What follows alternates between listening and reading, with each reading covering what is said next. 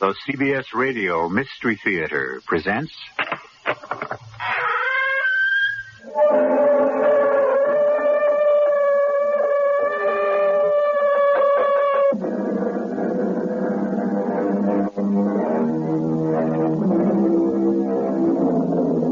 Come in. Welcome. I'm E.G. Marshall. A trip to the dictionary will reveal the fact that the word miracle comes from a Latin word meaning something wonderful. A miracle, as we all know, is a departure from the usual course of nature. Something happens that in our customary day-to-day living couldn't possibly happen. Yet in some strange way that most of us can't explain, it does happen. And when it does, it is indeed something to wonder at. George, what have you done? I don't know, but I can't keep it up much longer. That oil lamp is hanging up in the air, upside down. Without spilling its oil, without breaking, burning just as bright as it did before. Yeah, it's just hanging there. Not attached to anything. Well, what's making it do that? I don't know, Charlie. Unless what? Unless I've just worked some kind of a miracle.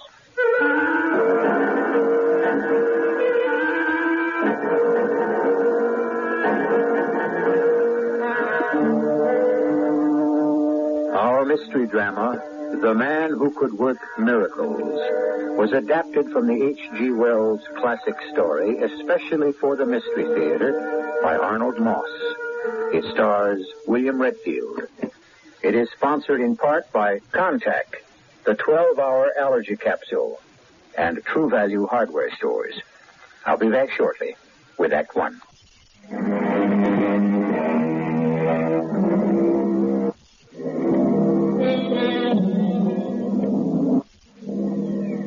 Within a few days, the 1890s would be no more. The U.S. was once again at peace. The Spanish-American War was over.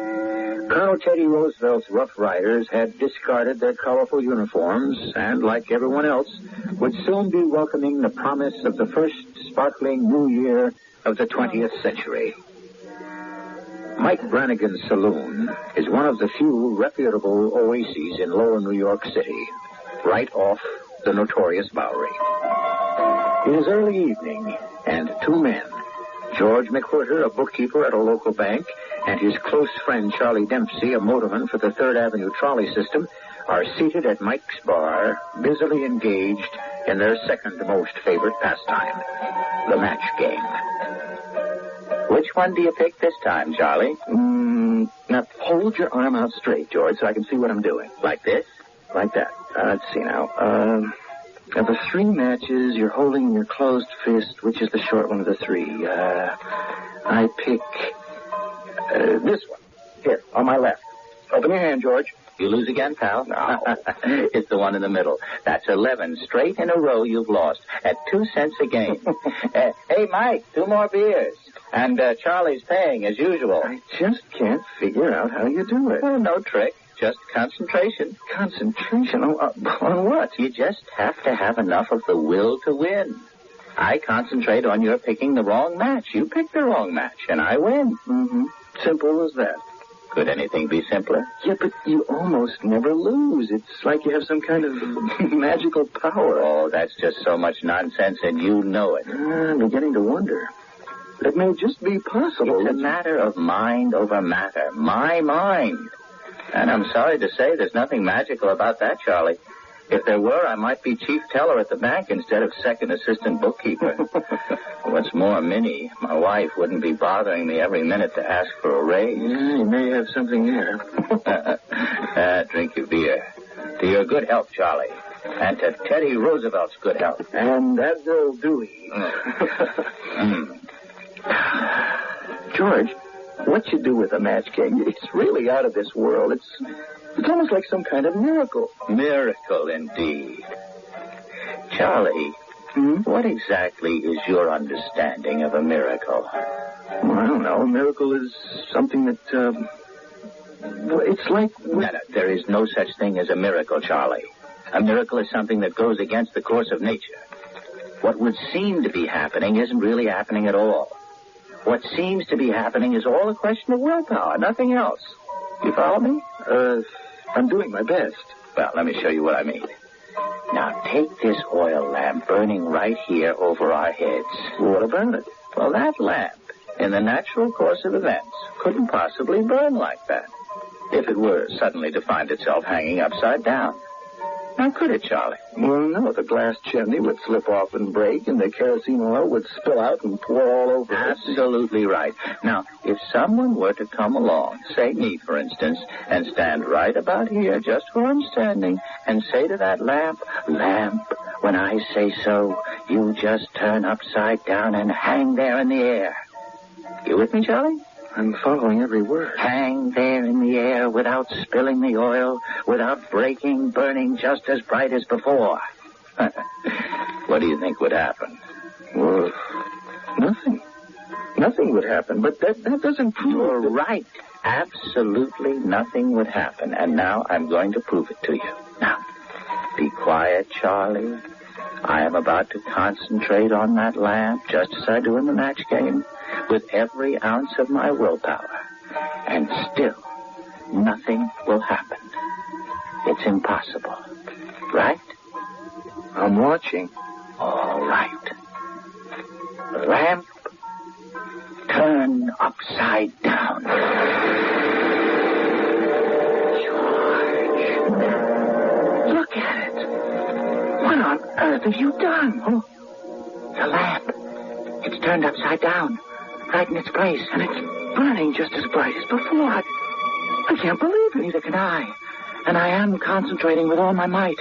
That's what's doing it. Concentration, my foot. Charlie, you are performing a miracle. I don't think I can keep this up any longer. I can see that. Your eyes are about to pop right out of your head. But I have to let go. I can't concentrate any longer. It's wearing me out. And the lamp is still up there, burning as bright as ever, upside down. I'm sorry. I just didn't have the strength of will to keep it up any longer. Oh, George, are you all right? I'm fine. I'm a little weak, Charlie, but fine. I think I want to go home. I want to tell Minnie what happened. She'll never believe me when I tell her. Another cup of coffee, George? No, thank you, Minnie. Oh, you hardly touched your dinner. Well, I wasn't very hungry. Well, if you don't mind me saying so, George, you look terrible. Your face is still flushed, your eyes bloodshot. I know. You want to talk about it? Well, what more is there to say? The lamp kept hanging there, upside down in space. Well, maybe there was something wrong with the wick. No, it fell because I got tired from all that concentrating. Oh, but that doesn't prove anything. It goes to prove that... Minnie, will you bring me one of my Christmas cigars, please? Might I ask how many beers you and Charlie had before this thing happened? Here's your cigar. Well, Charlie was right there. He saw it, too. Well, that's what I mean. Do you suppose you could do it again? Make a lamp burn upside down? Wasn't once enough? Can I have a match? Well, just to find out whether or not you... Oh, George, I forgot. There isn't a match in the house. I forgot to buy some. I'll go next door to the Hendersons and... With no matches in the house, I must have a match right now. No. Minnie, will you take a look? Right here in my hand. A match? Oh, where did it come from? I don't know. Oh, only it's a safety match. I got to have something to strike it on. Holy, the match is lit. And it did it all by itself. Oh, not by itself, George. You did it. All by yourself. You know what, George? You are wonderful. Perfectly wonderful.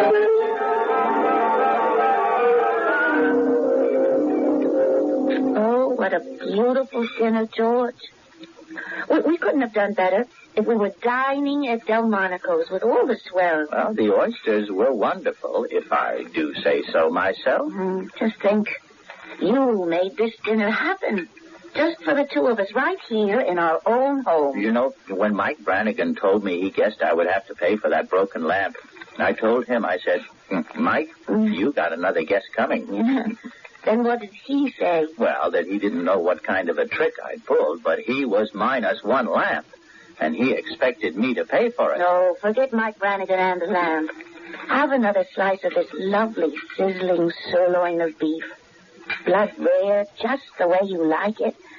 Here, let me pour the water into the glasses. Why are we drinking water with a dinner like this? This calls for one of those fine imported French wines. How about champagne? Champagne, of course. Champagne it is. And there we are. An oversized bottle, too. All open and ready to pour. 1893. Delicious. Some for you, madame? Oh, it's heaven. Well, maybe we can have some tomorrow night, too. After all, it'll be New Year's Eve. Well, why not? Oh, Minnie, I didn't tell you. This morning at the bank, I called a pair of gold and diamond cufflinks into existence. You did? Can I see them? Well, then Mr. Gumshot, the head bookkeeper, came by, snooping as always, and so I quickly willed the cufflinks out of existence. Oh. Al Gumshot would have noticed them and, asked questions. Oh, Petty. Well, still, think of all the nice new things we can have now. Just for the asking, as it were, new clothes, maybe a new place to live. This little wart removed from my nose without surgery. Well, we have to move slowly, Minnie. We don't want anybody to get suspicious. Nobody except the two of us must know about this. The two of us. And Charlie. You expecting anyone, George? No. Who is it? John Crawford of Crawford and Fish, attorneys at law. Mr. McWhirter? George McWhirter? Yes. What can I do for you? You are familiar with our client, Michael Brannigan of Brannigan Saloon? Mike Brannigan, of course. My firm represents Mr. Brannigan in legal matters. Well, what do you have to do with us? Well, last Thursday at about 6 p.m., were you on the premises of Michael Brannigan Saloon? Well, my friend Dempsey and I may have been having a couple of beers. In the course of your visit to Mr. Brannigan's establishment, were you involved in any occurrence that might be considered unusual? Don't answer him, George. This is my wife, Mr. Crawford. Wait a minute. What do you mean unusual? Well, like you're causing in some strange way that no one seems capable of explaining. Causing a lamp that hangs over the bar, a rather expensive lamp, to be turned upside down, and in spite of that, it continued to burn. Are you asking me or telling me? Careful, George. Well, the pert is that in some way you caused the lamp eventually to drop to the floor. It was shattered into 100 pieces. Mr. Brannigan estimates the replacement cost of that lamp at a minimum of $37.50. Now, look, if either you or Brannigan thinks for one moment that I intend to replace that lamp... Or pay $37.50. Exactly, Mrs. McWhirter. Then you both got another think coming. Do you deny that you had anything to do with the lamps falling and breaking? I wish you a very good evening, Mr. Crawford. Careful you don't fall down the stairs. Well, if that is your attitude, Mr. McWhirter, I shall look forward to seeing you in court. You will never see me in any court, Mr. Crawford. I'll see you in hell first. George! What happened? Where is Mr. Crawford? Oh, he vanished. Just like that. 1 minute he was here, and the next, nothing. Just air. Remember the last thing you said to us? Certainly. Before he got to see me in any court on account of Brannigan's lamp, I said that I would first see him in heaven. Minnie. Do you suppose... I wouldn't know. You're the miracle worker, George. Not me.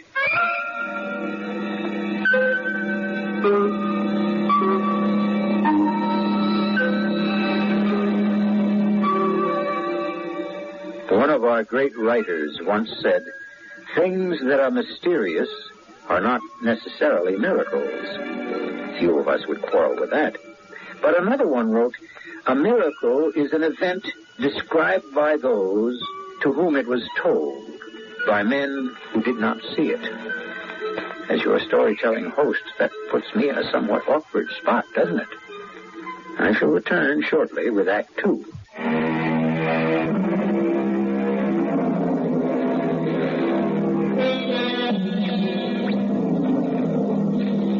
Whatever the subject, you can be sure that William Shakespeare had something to say about it. Miracles? In one of his plays, her English captors accused Joan of Arc of using evil and vicious devices to work what she calls miracles. She answers, "To work exceeding miracles on earth, I never had to do with wicked spirits." And it is this very thought, that his miraculous powers may in some way be tainted with evil, that is now on the mind of George McWhirter. George, this is certainly a crazy way to spend a cold, chilly Sunday morning, sitting out here in all this fog. Oh, the fog will lift, Charlie, sooner or later. It just helps to take my mind off things. George, you're taking all this much too seriously. Charlie, you don't realize last night I sent a man to hell. To hell, Charlie. Well, good riddance from what you told me about him. Charlie, I don't have the right to do that. But you do have the power. You're the man who can... Don't say it, Charlie. Things are moving a little too fast for me. I'm not very happy about the whole thing. Hey, I got an idea. What? Why can't you use your willpower, if you feel that bad about it, to bring this Crawford character back from wherever you think you sent him? Oh, Charlie, I tried. I concentrated everything. No good? Yeah, that's why I'm down in the dumps. Nothing happened. Here, look at this morning's headlines. New York attorney missing. Mysterious disappearance. John Crawford of the legal firm of Crawford and Fish. Hey, wait just 1 minute. Now, I may not have the answer, but I just thought of someone who might. Who? Mr. Howell. Well, who's that? Francis Chesterton Howell, the famous minister of that church on the Bowery. Everybody knows him. Well, what could he do? Well, he's a very bright man. You can never tell. Something like miracles might just be right up his alley. Are you comfortable, Mr. McWhirter? Warm enough? This chapel does get a bit drafty at times. Oh, I'm just fine, Reverend Howell. Just fine, thank you. Now, exactly what, Mr. McWhirter, seems to be your problem? Well, you won't believe me when I tell you. Look, would you believe, Reverend Howell, that an ordinary, common person, take me, for instance, sitting right here in your chapel, could have some kind of funny twist inside him that made him able to do things just by his own willpower? Oh, indeed I would. Things that nobody else could do? The individual man is the end of the universe. As the poet Walt Whitman said, I celebrate myself and sing myself. And what I assume... No, I don't think you quite understand, Reverend. Maybe I could show you. Show me? If you'll allow me to make free with something in this room by way of sort of an experiment. Well, help yourself. All right. Now, take this tobacco jar on the table, for instance. Oh, that's quite interesting, isn't it? It's a gift from a devoted parishioner. Please keep your eye on it, sir. Tobacco jar, be a bowl of violets. What lovely violets. But I don't understand. How did you do that? Are you some sort of professional magician? What's the trick? There's no trick. Now watch this one. Bowl of violets, change into a glass fish bowl with goldfish swimming in it. Go! That is amazing. Absolutely extraordinary.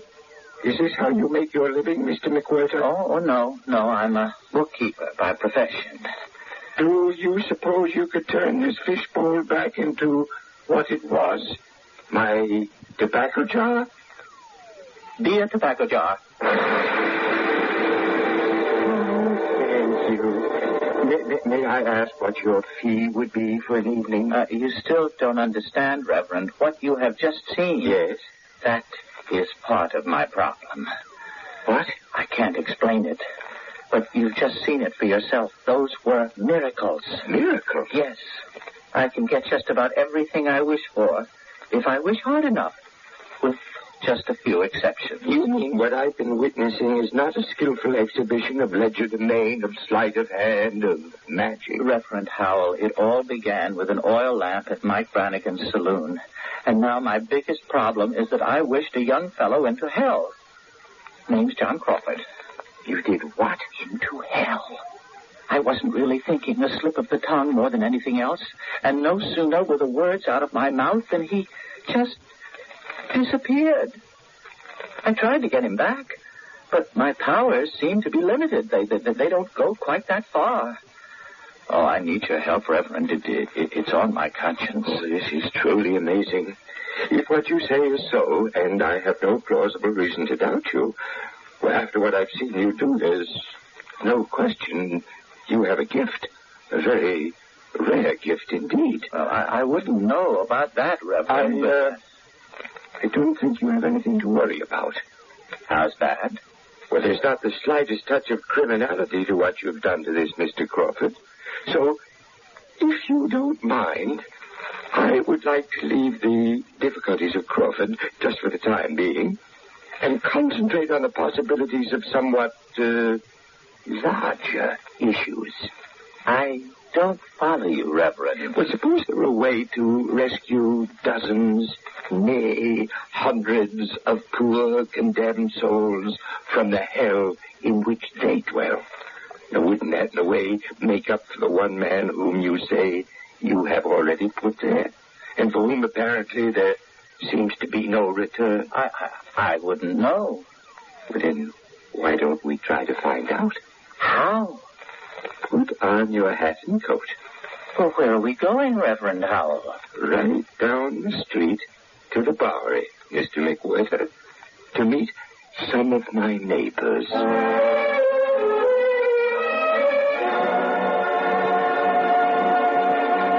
But you look sweet upon the sea. Oh, bicycle bills.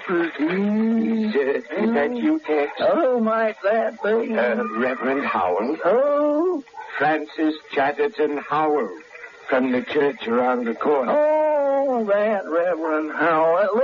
Listen, if you're going to try again to get me into your church...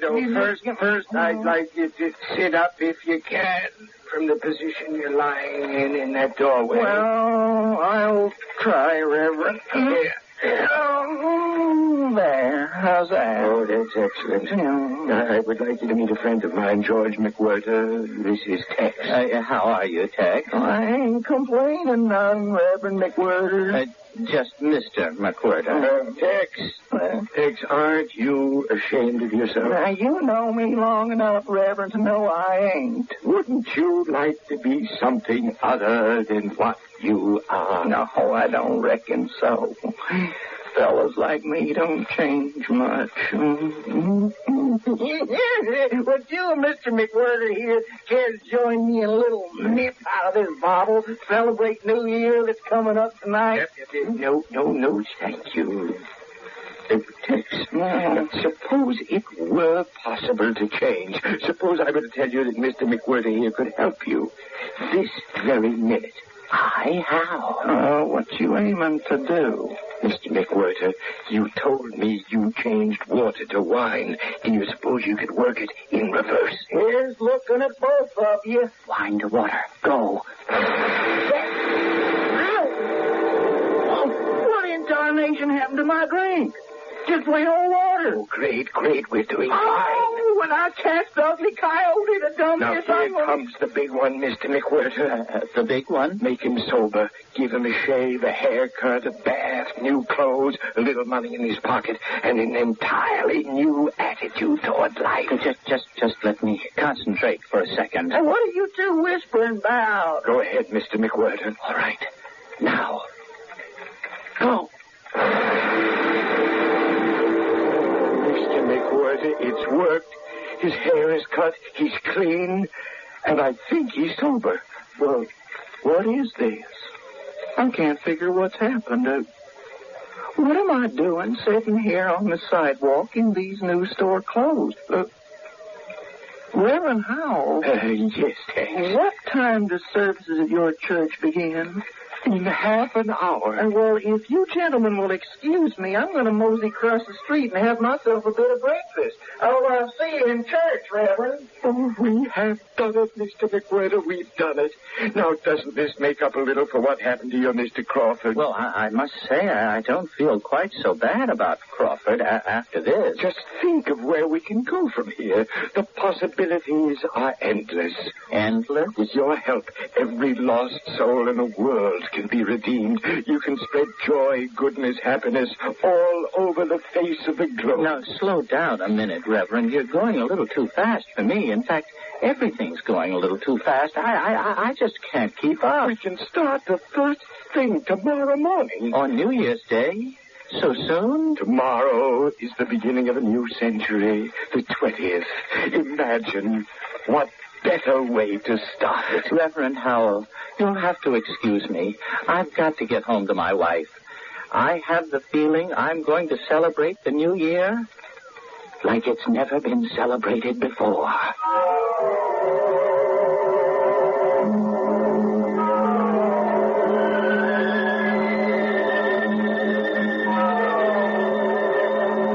Somebody once said a miracle is simply an event that creates faith.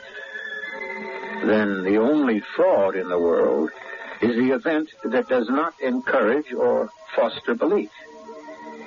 With his faith in his power to perform miracles, just what is George McWhirter planning to do? We'll see what he's up to when I return shortly with Act 3.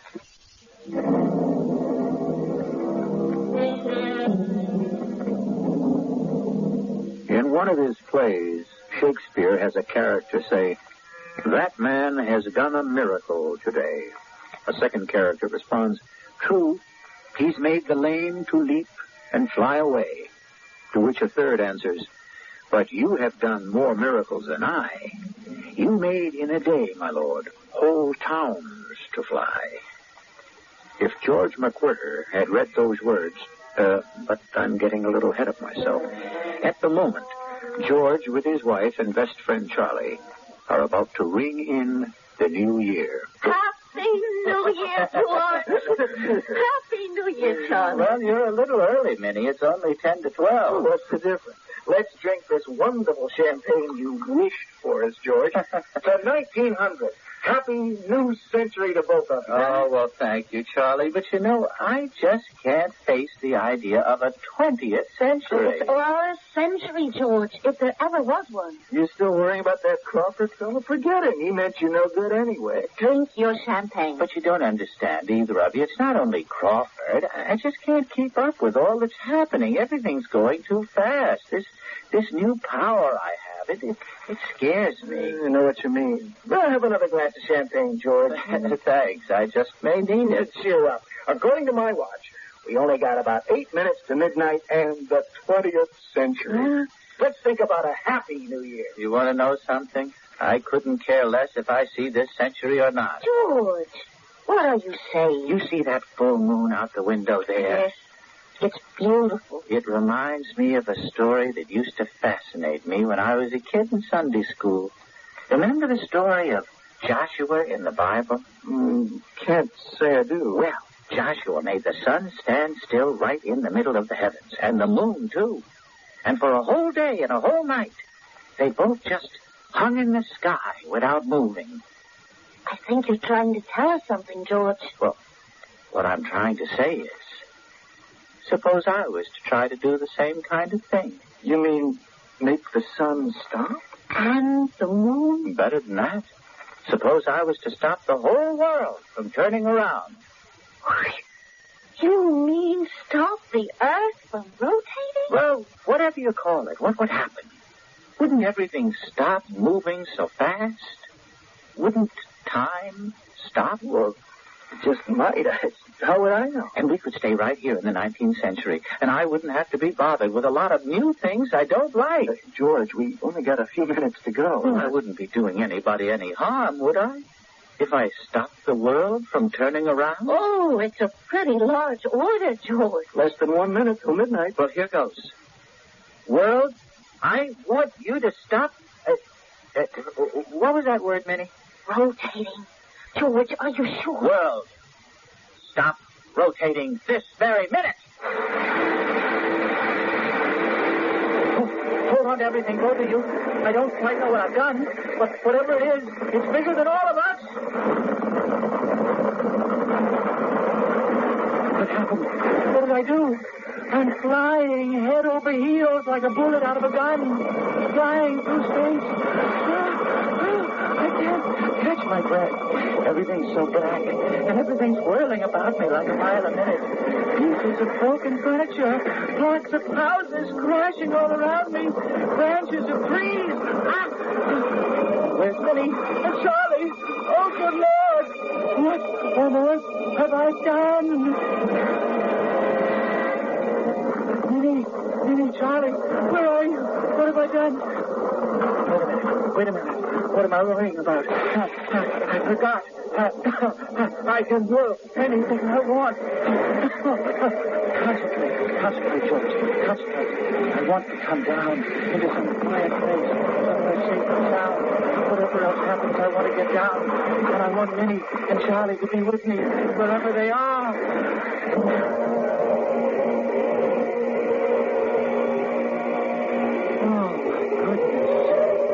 That wasn't a bad landing at all. Right onto soft earth. I wonder where I am. George? Oh, are you all right? Are you hurt? Oh, Minnie, I think I'm all right. How about you? George, what went wrong? A minute ago it was a fine night with the moon shining, and now... where are we? Where's a house and all things? I don't know, Minnie. I can't see much. It's all so dark. The wind keeps screaming, blowing like a gale. Oh, what a mess I've made of everything. I think I know what's happened. What? I remember from my high school course in science.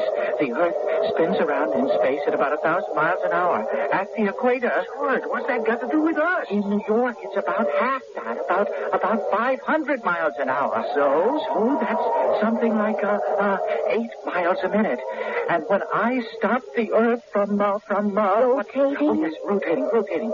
Charlie, it was just like you were on your streetcar, don't you see? And suddenly you jammed on the brakes for some reason, and all the passengers would get thrown forward, wouldn't they?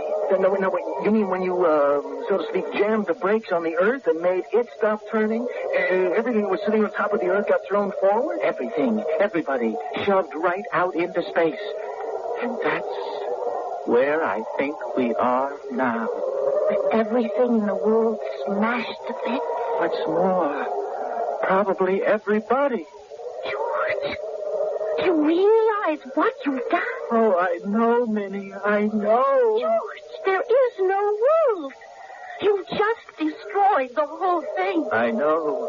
And we may be the only 3 human beings left in the entire universe.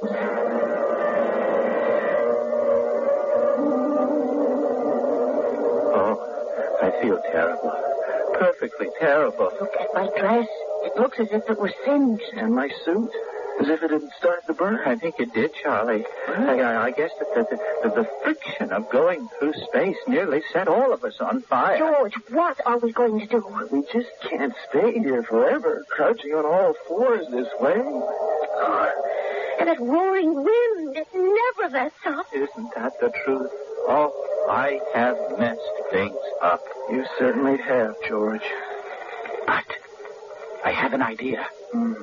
It better be good. Now, wait. If I could get us out here in the first place... You think maybe you could work it in reverse? I could try. And we wouldn't be any worse off than we are now. It didn't work with that fella Crawford. You miracled him all the way to hell. You couldn't get him back. Don't remind me. Well, it's worth a try. Only for heaven's sake, be careful this time, George. We don't want things to get any worse. I've got my fingers crossed. And I'm concentrating with everything I've got. George, quiet.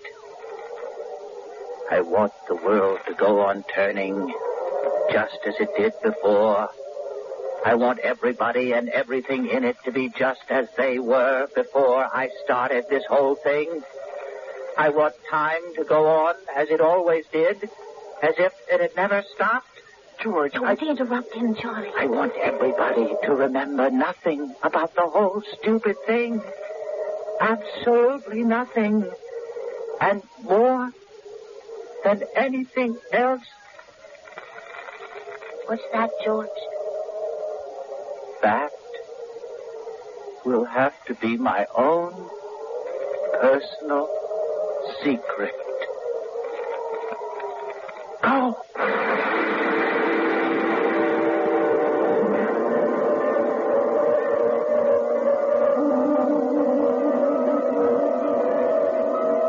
Well, only 4 o'clock, and look how dark it is already.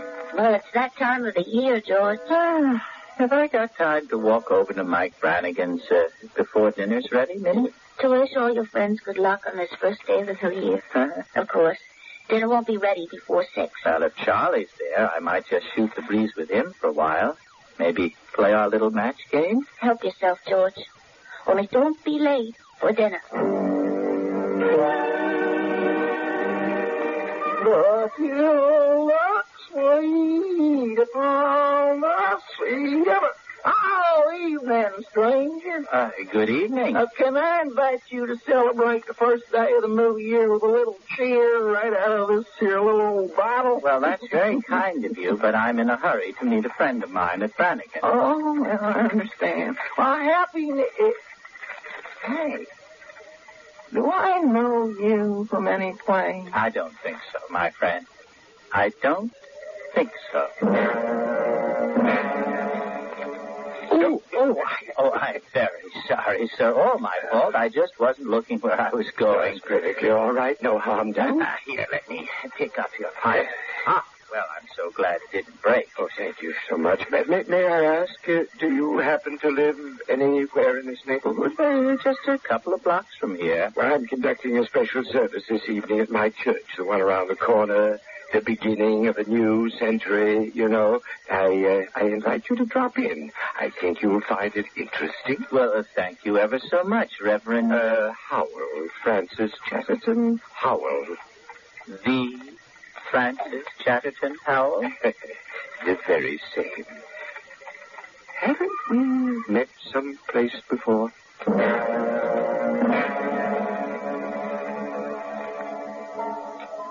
Sorry, Charlie, you lose again. It's the match in the middle. Oh. 2 more beers, Mike. Charlie's paying, as usual. I can't figure out how you do it. It's almost like some kind of miracle. Miracle? There's no such thing. Look, Charlie, if someone was to come along, say me, for instance, stand right about here, and tell you he could make that oil lamp up there turn upside down, and that it would go on burning without any kind of an accident, what would you say? Well, that nothing would happen. And just to prove that to you, watch this now. Lamp, turn upside down. There. You see? Nothing. Which proves what? George. Yes? That red-faced fellow coming toward us, you know him? I never saw him before in my life. And may I have the pleasure of buying you 2 gentlemen a drink in the spirit of the new year? Well, thank you. That's very kind of you. Much obliged, I'm sure. I see you're drinking beer. A couple of beers, bartender. Cold weather up here is quite a change from where I've just come from. Where, might I ask, was that? A long way from here. It must have been way down south someplace with that sunburn you got. Well, that's not really a sunburn. No? Now, where I've been, I guess you might call it way, way, way down south. I don't think I quite caught your name. Well, it's Crawford, John Crawford, of the law firm of Crawford, and Fish. We handle most of Mike Brannigan's legal work. Oh, is that so? Well, now, if you'll excuse me, gentlemen, I'll have to be running along. We've never met before, have we? I don't think so, but thank you for the drink. My pleasure. And a Happy New Year to you. Nice fellow. George, I'd like to ask you a question. Yes? Before this Crawford came by, we were talking about miracles, and you said there was no such thing, right? Right. Now, suppose, just suppose for argument's sake, that you had the power to work a miracle. Charlie, if I ever did have such a power, I still wouldn't be able to work any miracles. Why is that? Because if I ever had such a power, the first thing I'd do would be to pass a miracle taking away from me the power to work any more miracles. You would, George? I did, Charlie.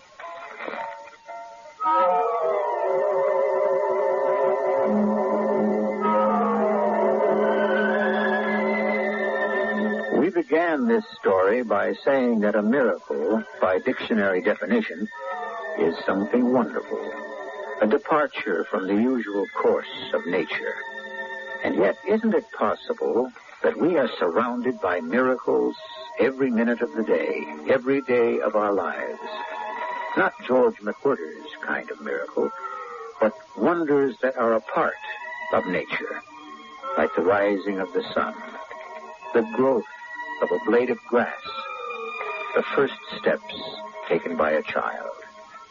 In fact, the miracle of life itself. I'll be back shortly.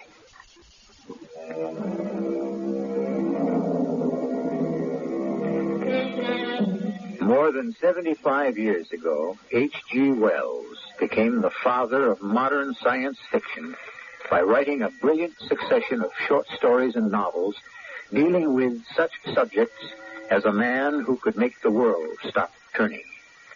Since then, more than a few of us who have found life on this planet somewhat less than satisfactory have at one time or another said, "Stop the world. I want to get off." Next time you're tempted, think twice. For all you know, you may have the gift of working miracles. Our cast included William Redfield, Marion Haley, Russell Horton, and Arnold Moss. The entire production was under the direction of Hyman Brown. Radio Mystery Theater was sponsored in part by Buick Motor Division.